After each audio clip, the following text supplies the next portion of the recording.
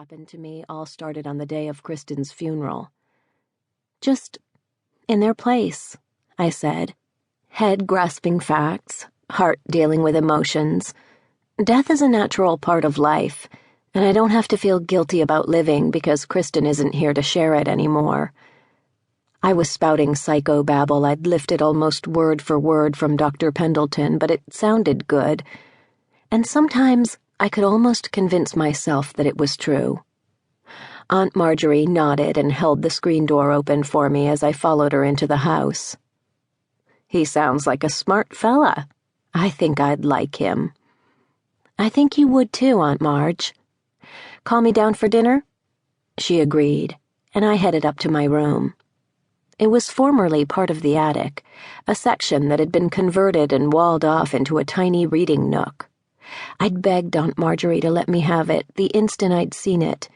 She wanted to give me a larger, more comfortable guest room downstairs. But I told her this room was perfect. It had a window seat, like my room at home, and a round, leaded glass window with a view that stretched across the entire farm.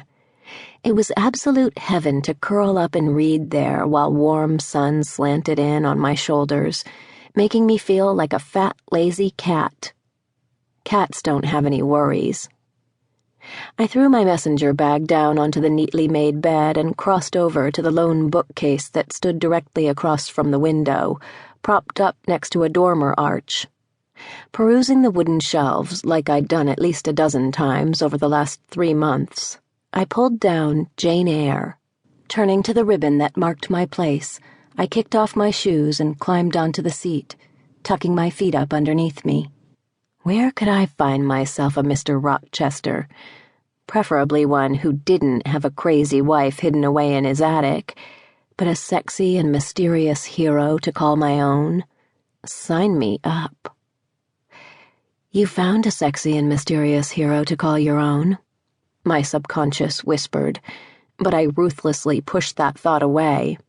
"One who isn't dead and a figment of my hallucinations, please."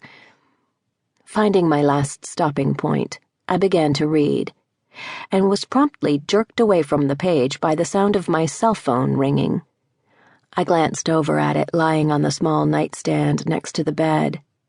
Something told me not to pick it up, not to go over and see who it was. But I did. "Hello?"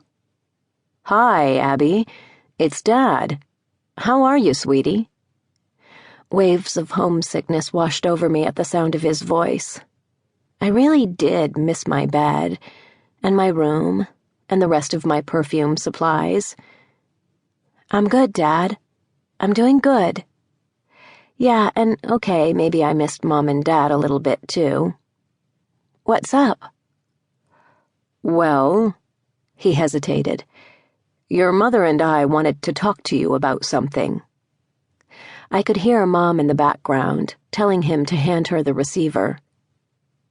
"What is it, Dad?" My stomach did nervous flip-flops. "Just tell me." I hated drawn-out phone calls, especially these types of phone calls. "They finished the work on the Washington Irving Bridge," he said. "It's all done." I had a quick flashback to a memory of sitting with Kristen under that bridge before the construction work had ever started, before she'd fallen into the Crane River. "That's great, Dad." But why is it significant enough to call and tell me about? Mom picked up the other line. "Abby, what your father is trying to say is that the town council will be holding a ceremony there soon to celebrate the finished project. I told them that I'd make arrangements for you to be a part of it. To say something about Kristen and to dedicate the bridge to her memory." A loud ringing filled my ears, and for a second I thought it was coming from the phone. Holding the receiver away from my ear, I shook my head to stop the noise. Dad spoke up now. "Your mother and I think this would be really good for you, sweetie, to help you get over your issues." The buzzing was growing fainter, but my stomach was still flip-flopping.